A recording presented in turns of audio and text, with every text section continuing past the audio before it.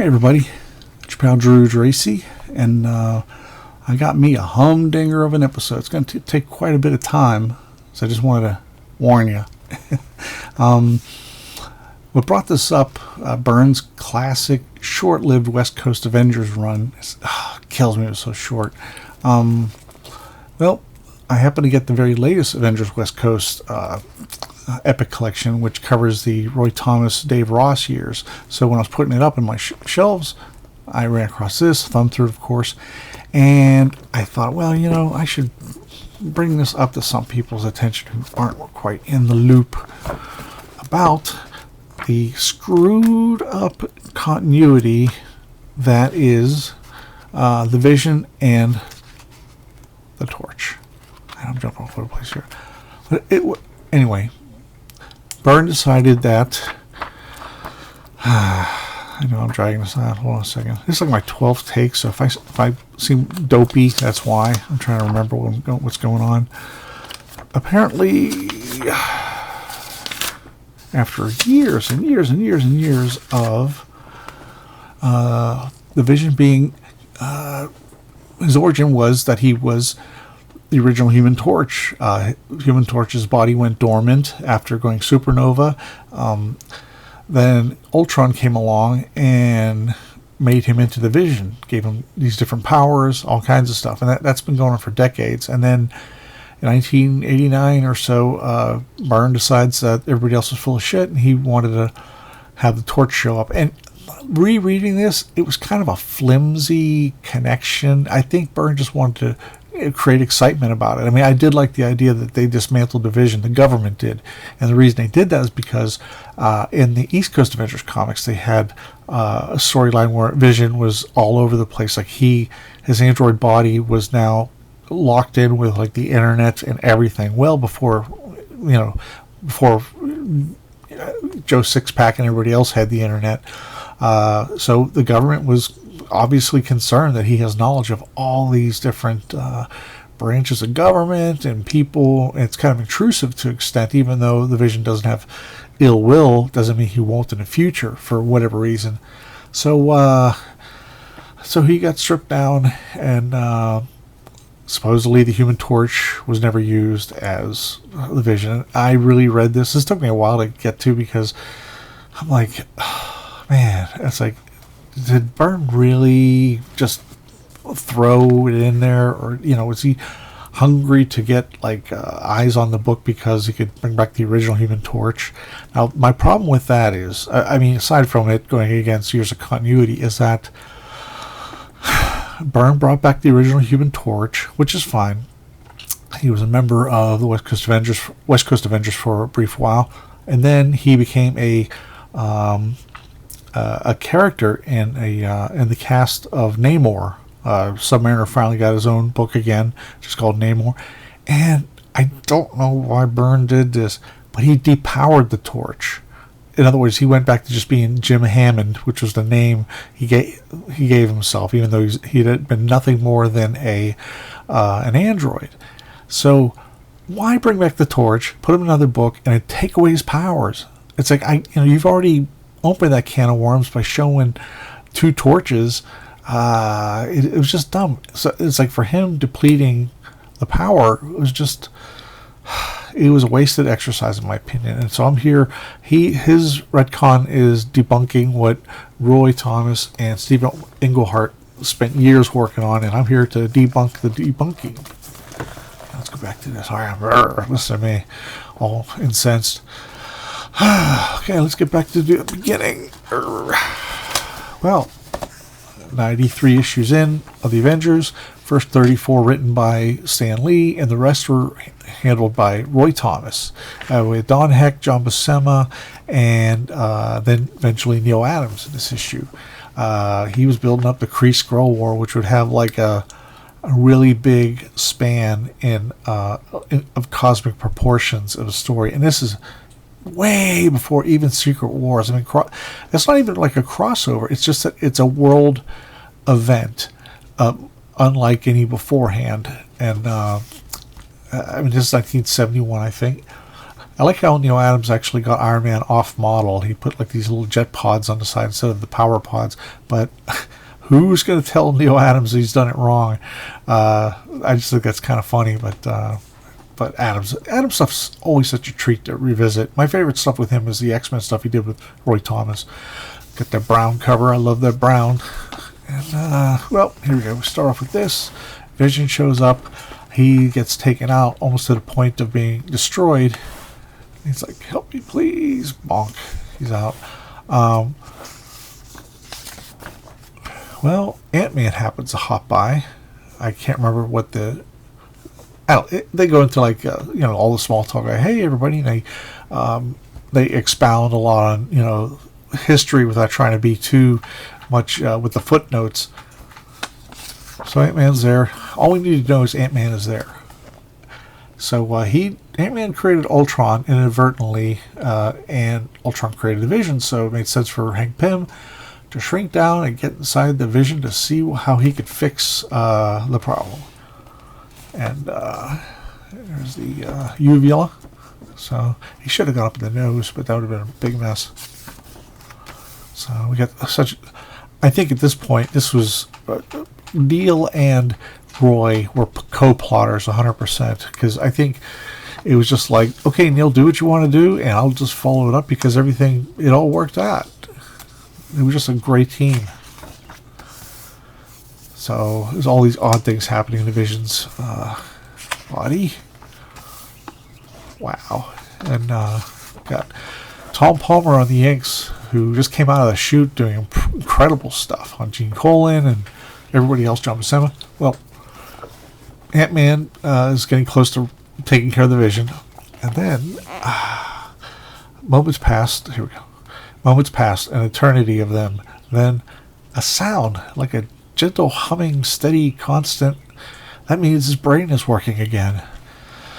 Then I'd better move it before. What's this? A mystery within an enigma, Ant-Man. One of which our readers will learn one day. But not today. That makes me crazy. It's like, get rid of that, and he's just say, "What's this? I don't have time to look." Blah blah blah. Blah, being attacked. Don't lead your hand. I mean, this is years in the making. So don't roll out. It's almost like treating the right readers as if they're stupid. But I don't know. I mean, when it came to comics, though, there were this kind of continuity stuff really wasn't a thing. So I could sort of see why. Roy decided to do this. I'm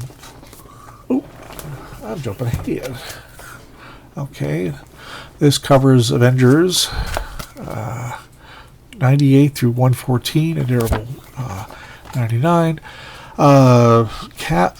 Scarlet Witch and Vision are enjoying each other's company increasingly, and he feels Vision's android brain is kind of surprised that he's getting these feelings for her and accepting him as feelings of love. And of course Quicksilver hates it because he hates everything. He's a malcontent. Well, anyway, who is this? Roy still? Because it was only 3 writers in the first 150 issues. It was Stan, it was Roy, then it was Stainless Steel Steve Englehart. Wow. Anyway, so the Sentinels return from the X-Men series that Neil Adams done. So some of them are fighting, not the whole team, but love the Sentinels. And I always have to say what they're doing. Tentative analysis. I am attacked by an android of high specialized design. X-ray visiprobe reveals 3 decades vintage. Later modification by addition of solar battery. So, 3 decades vintage. Okay. Just remember, 3 decades.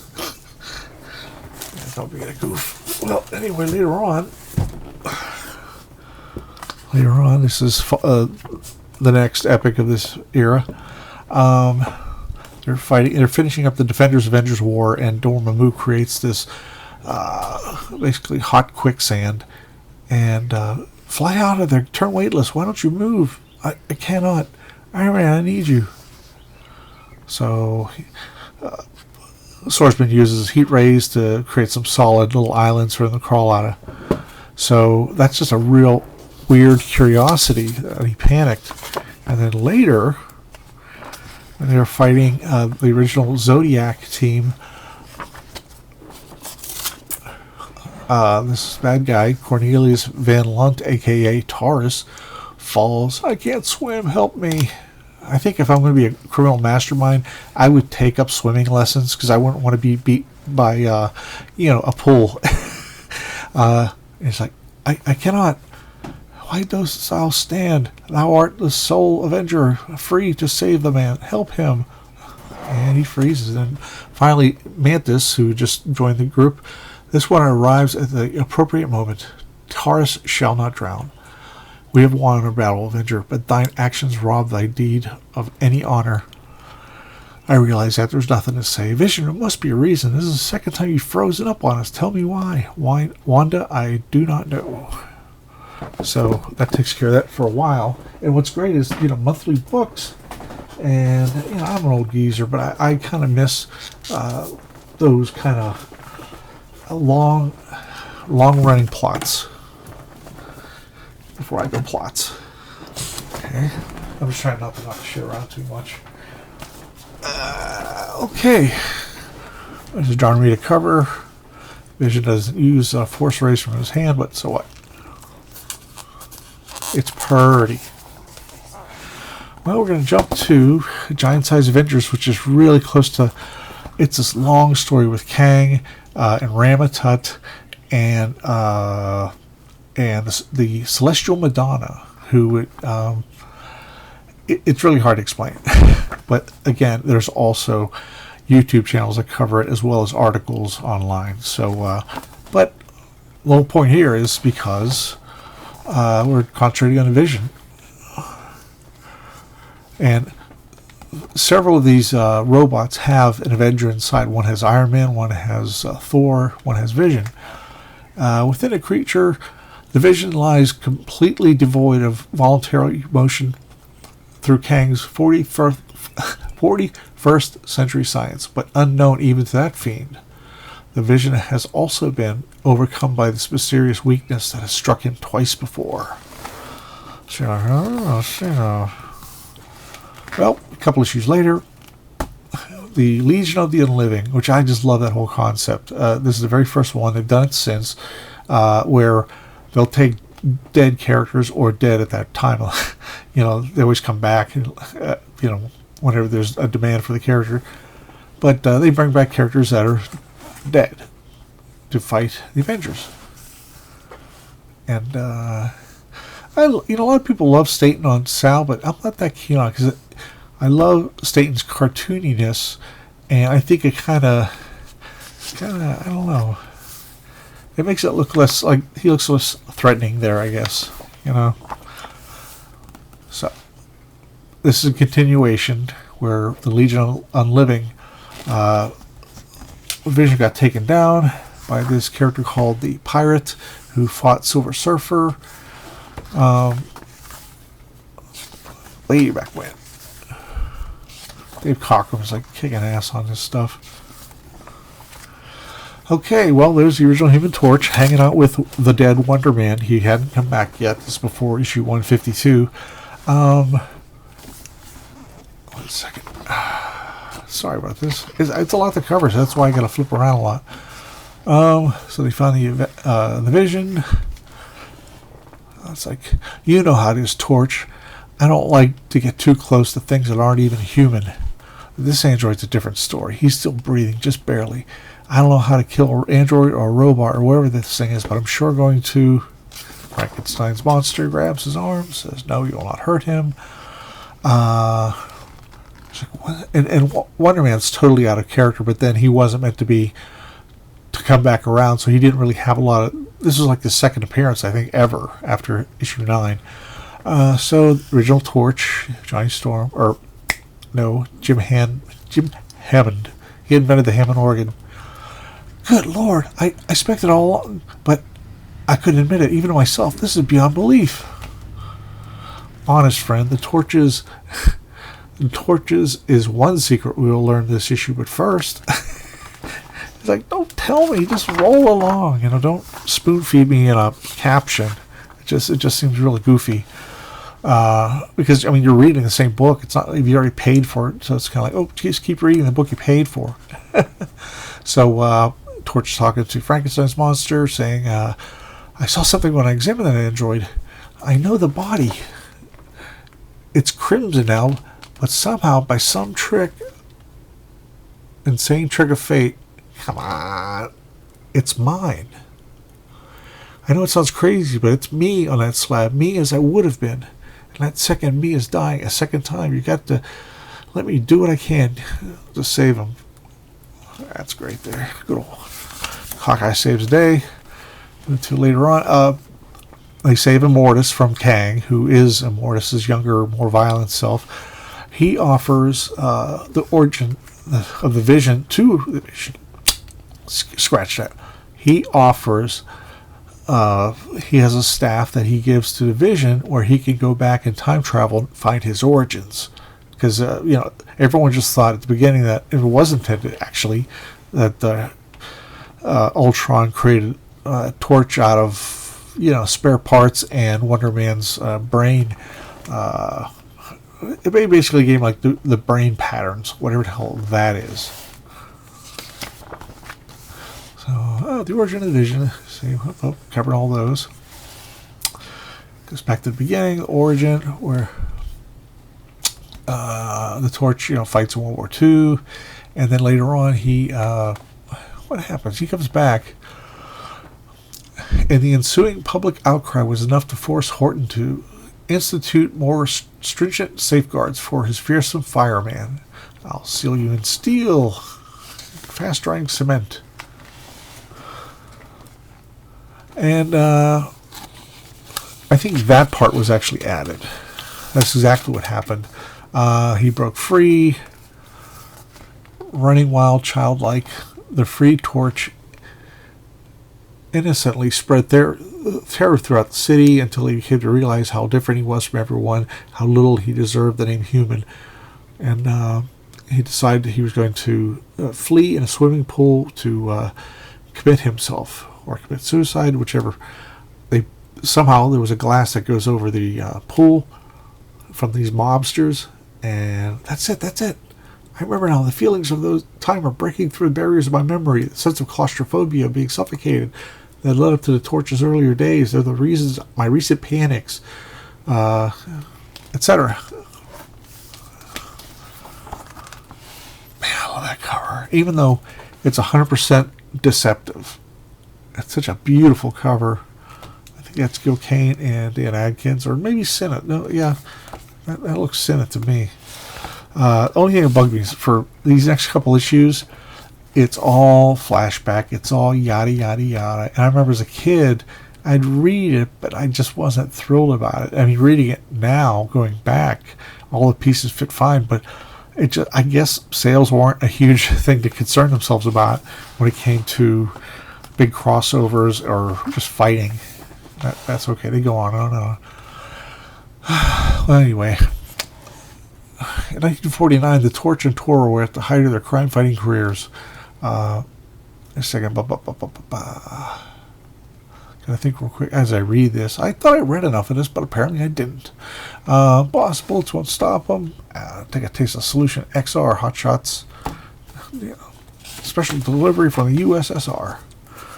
So they go out to bury him, and then an atom bomb test site, and he comes free again during the 50s for a while, and original Torch tells his young pal Toro, I can't go with you wherever you're going. Be good while I'm gone. It turns out the OG Human Torch is dying. His metabolism is speeding up. He's going to go Nova. I remember that too. So there's a lot of story. And then we enter the year 1966, where the Mad Thinker, longtime FFO, he sick the original Human Torch on the Fantastic Four, but he apparently discovered him being buried, because prior to that, when Stan and Jack had the original Torch, they didn't really explain much they didn't explain how Mad Thinker found it. So I have found the Human Torch because I've done it. I've won. He lives. And so he's kind of, he's like, doesn't remember much. So you had Johnny Storm fighting Jim Hammond. Am I boring you guys at this point? I'm trying to be succinct, but it's like hard. Well, anyway, just like in Fantastic Four Special Number 4, Quasimodo takes down Jim Hammond, so he dies a second time. They leave him on the table. Then here comes Ultron 5. I don't know how he knew, but had to share this. Beautiful Jim Starlin cover with John Romita faces in setting there. How the Human Torch became the Vision. This is by it's Steve Englehart, George Tuska, and Frank Chiaramani. Ultron is negotiating with the Thinker. If you value your life, give me my android. Nonsense. I have need of all my androids in my current scheme to finish the Fantastic Four. And don't try to hypnotize me into doing your into doing your bidding. Would you accept an old android? Yes. A more primitive the better. I wish to rebuild it, much of it as possible. We got the original Human Torch. It's in the dollar section of my store. He was just more trouble than what it was worth. You're a straightforward thinker. I like it. So all this stuff has nothing to do with anything. So this is Vision is like a ghost in here watching these memories of events. It's like, what do I do? I can't get to work. The inventor. So he discovers Dr. Horton, who has been on bad times. He fixes TVs and stuff. Color's $15 an hour, black and white's $10.50, and he gets taken away. It's the Torch. He's mine now. He goes, you have to help me. And essentially, he has no choice in the matter because Ultron bitch slaps him. And then not only that, but Ultron 5 is made of adamantium, so that's got to hurt even more. That's going to be the hardest bitch slap ever. Great. I've always loved a mono color in a panel, especially red if there's something intense going on.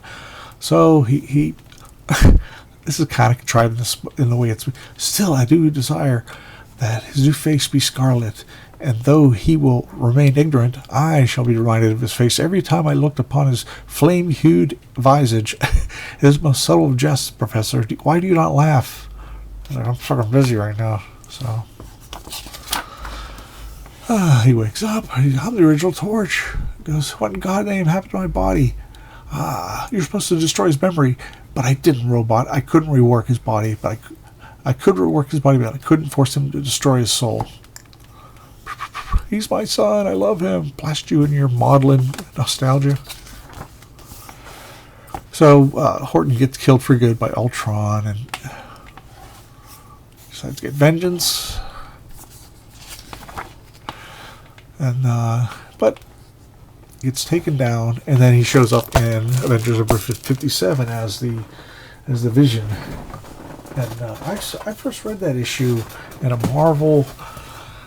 It was in a Marvel Treasury edition. That's right. It was volume 7. So, okay, now Roy Thomas, Steve Englehart, and writers after them, they kind of spelled it all out. They played long ball. They just went for the long gag.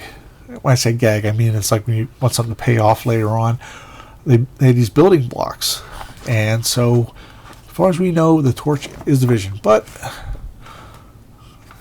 okay, beautiful inks by Mike Macklin.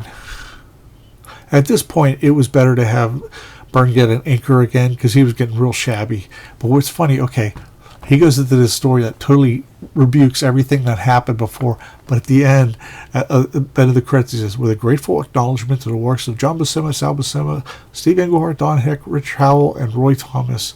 I'm like, I don't know about that. I mean, I don't know if it's a grateful acknowledgement. But what happens is the government kidnapped the Vision and they tore him apart. Boy, I love that image. And that was a great shock. It was just what this book needed, because it really got pedestrian the last couple of years, the prior years. And the reason he's taken apart like that is because in the mid-'80s, Vision, he got downloaded into the computers of Avengers Mansion and expanded it to all around the Earth, and he could make a hologram of himself talking to you on the West Coast or something, and he basically knew every single government secret, he just infiltrated it, just like, what people would fear from the internet today. It's something Roger Stern dreamed up in the early 80s, and that was brilliant. I mean, he first had him, and he was just smiling and everything like that, and going along, and people were accepting this new Vision. But when Byrne came along, right away, rightfully so, he said, "Well, they're just going to let this guy wander around and know everybody's secrets," and it just wasn't. I sort of understand, because there's government secrets from so many different countries. You could even inadvertently cause a war rather than prevent one. It's just bizarre. That is so great. When I saw this in Comic Shop News, I think the weekly newsletter that Cliff Bagers would put out, I was so stoked. It's so creepy looking.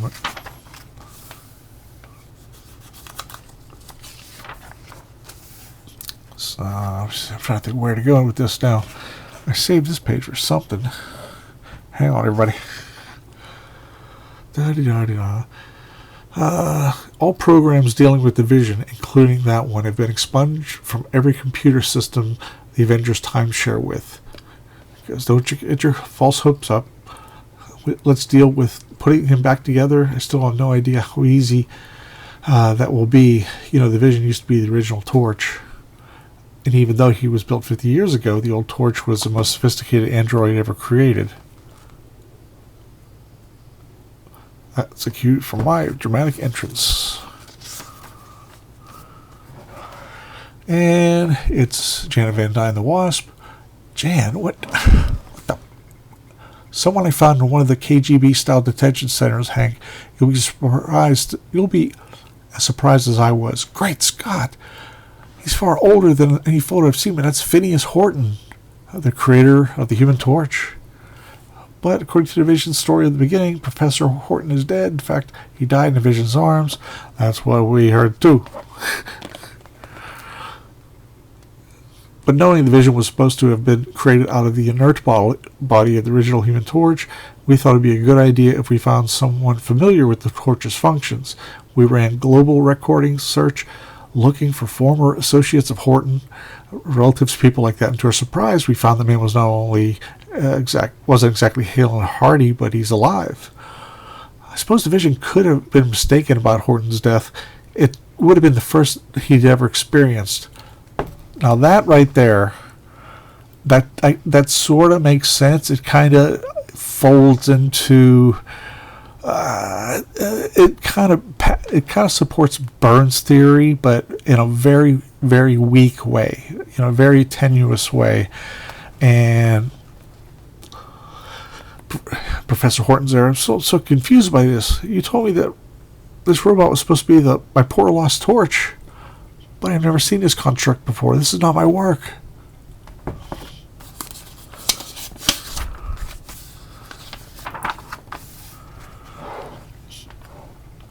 Okay. Give me a second here. The Avengers liaison, Mr. Sikorsky,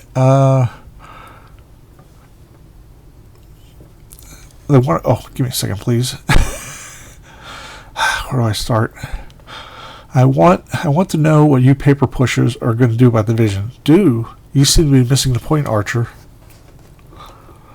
we've already done it. The Vision has been rendered harmless. He presents no further threat to the security of this nation or any others for that matter. You Avengers are now at liberty to reprogram him to suit whatever function you wish. Reprogram? It's not that easy, Agent Sikorsky. Your people destroyed all trace of the former personality, and for all intents and purposes, he's dead.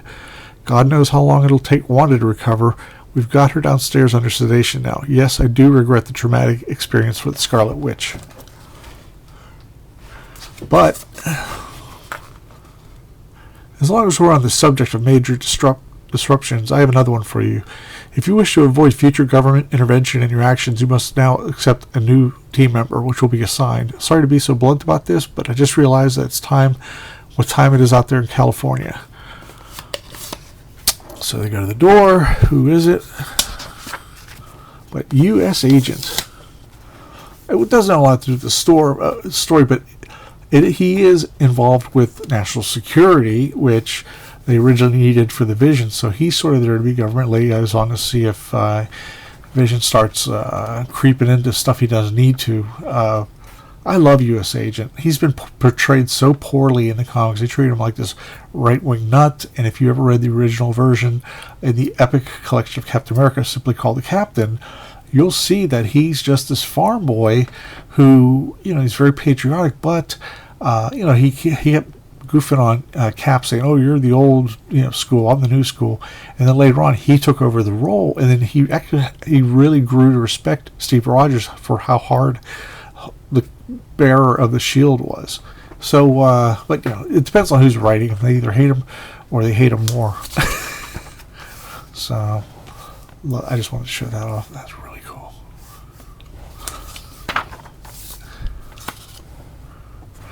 So I go check out the Vision. I love that Byrne's robotics are so cool.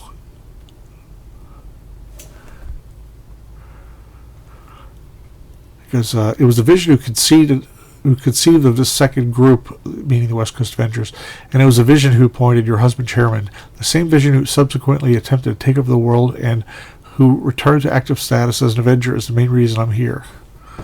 So they're like, get the F out of here. So here comes Vision. And he's not responding. He's back to being just a brand new clean slate.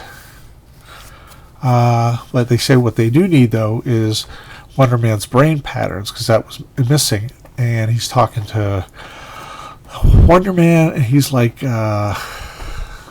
he said, well, when it happened first, I was in my dormant death stage, but it was taken away from me, and it was awful and traumatic those past few days. And he says, I have no choice in the transfer of my soul at the time, but now I have a choice, and you'll not allow it? Not even it helps the man I love can never be whole again? Yes, forgive me, Wanda, but...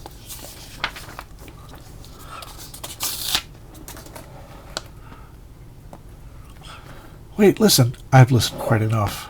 Oh, I love that. She brings that whole hill down. Oh, and there's the new Vision.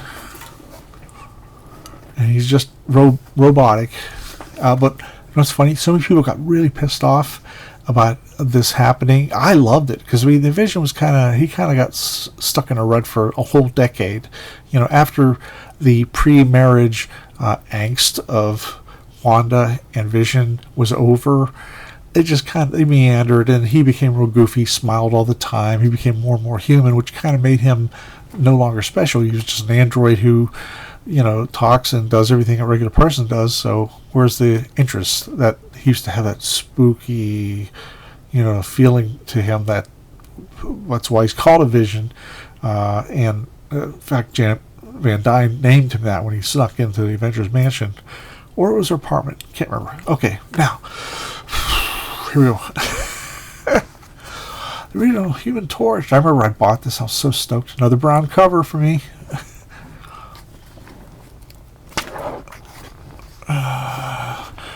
Proudly reintroducing the Golden Age hero created by Carl Burgess. This woman who was married to Toro, who was the Torch's sidekick, He was a teenager who was a mutant who had fire powers just by pure coincidence. So supposedly he died in issue 14 of Submariner's ongoing series with Roy Thomas and Marie Severin. Really good issue. Check it out. Sometimes probably one of those key issues now. Who knows? But then supposedly he died going after the Mad Thinker as revenge. So so Hank Pym goes, according to the version of the story, the vision was given. Hold on, I'm getting shadowy here. The vision was given by Immortus. I was hang in there, everybody. Okay, I plan not to make this like a 2-hour video. The version of the story, the vision was given by Immortus. It was there that Ultron 5 found the torch and began the process of turning a fallen android into the Vision. Yes, I read in the papers, and you'd recently found out the Vision is not the original Human Torch. But I hoped that if that was all wrong, maybe Submariner was wrong too. Maybe it wasn't Tom who died in the volcano. Maybe it was really the Torch again.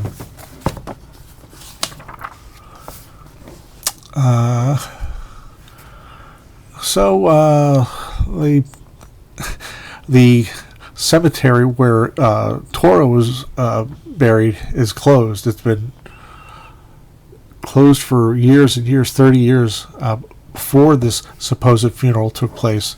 Because remember, comic book time is not the same as regular time. Like you'll have a book that's back then you'd have a book that's maybe 20 issues later, and they'll say, "Oh, that just happened a couple months ago or a few weeks ago," because you don't want the characters to age so rapidly that you lose interest in them. So here lies Human Torch. He goes in. That is a great image. No words either, too. Well, let's go get him. There, Scarlet Witch is a patient, and she brings him up. He exhumes him. That's so cool. I love that pose. There. Well, they meet. Welcome back, Human Torch. I'm certain the world would be a better place for you to return to it. Oh, wow. Nobody has a camera. Thanks. Don't I know you? Oh, okay. It goes on and on and on. I'm like, I get it. So they give the original Torch, who looks pretty much exactly like Steve Rogers, who looks pretty much like Hank Pym. It's like this is one face that Byrne would use for his blonde guys. Beautiful. Okay, now that's done. By the way, the reason Thomas didn't stay on. Excuse me. Start over. The reason John Byrne did not stay on Avengers West Coast was it was either editor Howard Mackey or chief editor Mark Grunwald or somebody else involved in Marvel wanted to kill a story that Wanda, she had gone bad. His last few issues, you've seen that, like she goes through so much. She loses her two kids, the whole thing with Vision. She gets traumatized, and Magneto comes along and kind of puts her under his sway because she's mentally deficient at the time. And then she becomes Dark Wanda. And it's such a great story, but it only lasted like an issue or two because he was told to like immediately turn it back. Whoever it was didn't want her to stay a villain for a while. And I just loved that idea. And I loved WandaVision, the TV show, because of it. And also how she acted in Multitude of Madness. That was great. It just made sense. And now, let me go ahead. You think everything's over and done? Nope. You've been paying attention, have you? I'm just being a dick by saying that. Beautiful. I really recommend this. Avengers Forever. It was a 12-issue series written by Kurt Busiek, and every issue done by Carlos Pacheco and Jesus Marino. Fantastic artists. Just great artists. They've done other stuff before, but this is a huge honking book for them. Well, halfway through the run, it's a time jump type story. Like you're going to get like that Captain Marvel, but this Captain America is the one who's a little down on himself because it was 1974 after Nixon. Just a little bit of everything, and Yellow Jacket is right out of like issue 59, where Yellow Jacket, not knowing he was Giant Man, was a real jerk, outspoken, and he wanted the Wasp. So it's a little of everything, which is great idea. And there is the Space Phantom. I mean, he's just the coolest. I'm trying to think how I got there. Got here now. Let me see. Hang in there. Talk among yourselves. Okay, well,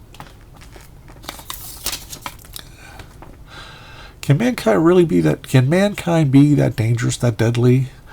I can only tell you what I've observed, Captain. But the Timekeepers, they consider humanity to be the most dangerous race the universe has ever birthed. But what is it with Immortus and Vision, then? He's not about space travel. But it seems as if half our encounters with Immortus have revolved around Vision and the Scarlet Witch. With good reason, Giant Man. But it is not the Vision that concerns him, not true related to the Scarlet Witch, or more properly, our children. I'm not going to do that the whole time. Anyway, nice flashback doing the George Tuska thing there. And, the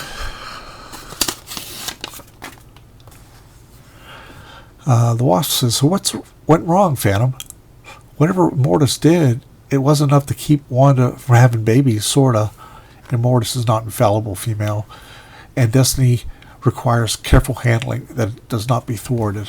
So Immortus got mixed up, and 2 of the babies were parts of Master Pandemonium's soul that he was trying to get back to the devil. It sounds dumb, but it's not. It's really, really cool. He showed up in like issue 4 or 5 of the first West Coast Avengers ongoing series, and then he showed up in John Byrne's around issue 53 or so. And so they go through all this, and I just love it. He's like totally riffing on Tuscan, and Tuscan, John Buscema, but it's like he's Jesus Marino. Well, he's a great penciler on his own, but Carlos Pacheco, he doesn't have to prove to anybody he can draw by swiping everything. But he just gives, is like Easter eggs is what they are. Well, here we go. Hang in there, I gotta think this through. Trying to find out.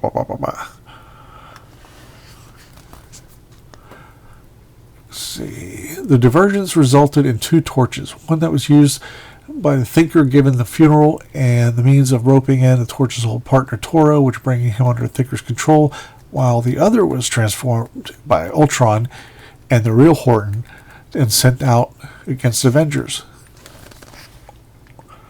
And the Vision turned against Ultron when the Torch was buried. I told you, it's crazy. So, Scarlet Witch's ties to her offspring were strong, possibly too strong for even Mephisto to break, so Immortus had to weaken them by tearing her husband apart, destroying his persona, and having him rebuilt as an emotionless machine. He traumatized her and then delivered the coup de grace by laying the clues that led the Avengers to revive the original Human Torch. Though her world was confused, her reality exposed was an apparent lie, which weakened her spiritual bond with her offspring enough for Mephisto to reclaim them, thus ending the threat to the Timekeepers. Da-di-da-di-da. It's just totally nuts. And what they're basically saying is... Hang on.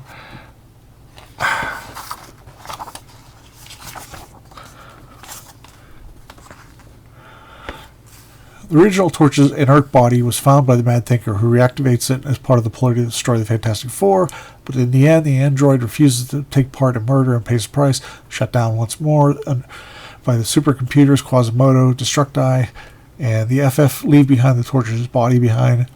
I suspect some influences from Immortus here.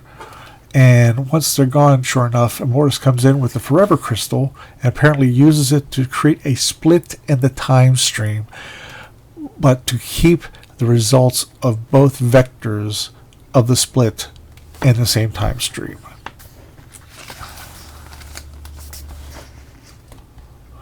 So that when Ultron comes to the Thinker's lab and Thinker told him where to find the Torch's body, yet when the Thinker next visited the lab, the Torch still here? But but I told that robot to take him. No matter.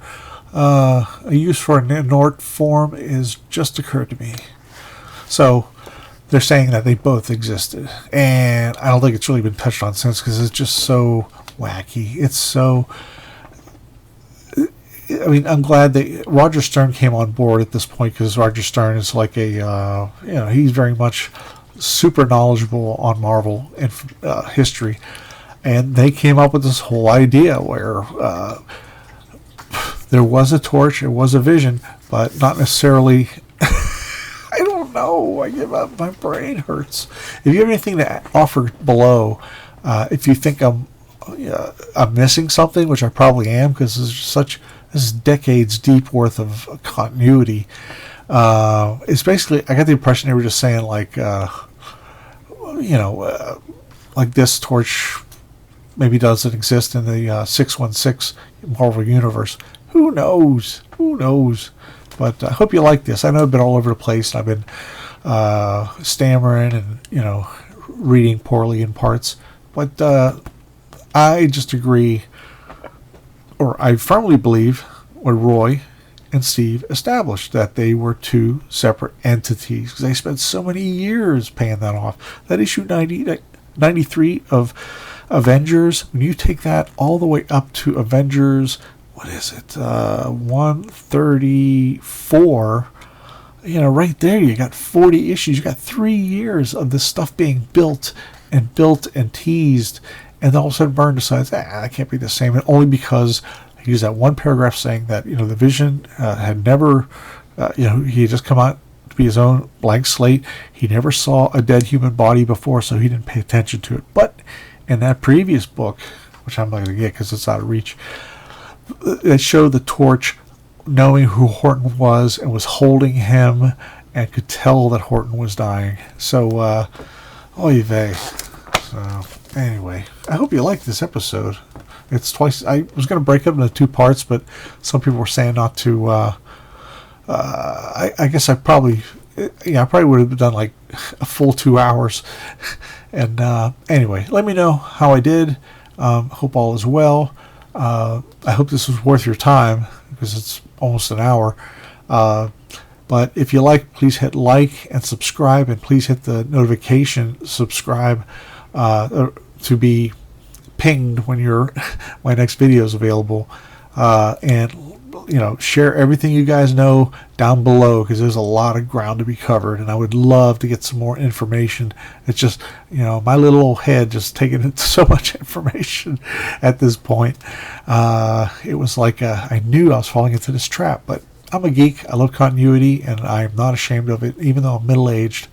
Also, if you have a friend who loves comic books, if you love superheroes, and I've been a artist for Marvel DC for 30 years. I like to think I have some special insights, and that's it. Okay, I never know how to sign out on these things, but I wish you all the very best. It's Memorial Day, and the weather is very agreeable after a really hard storm last night. So you don't want to hear that. Anyway, please click like, subscribe, comment, and share. Please, I want more subscribers. Talk to you later. Bye.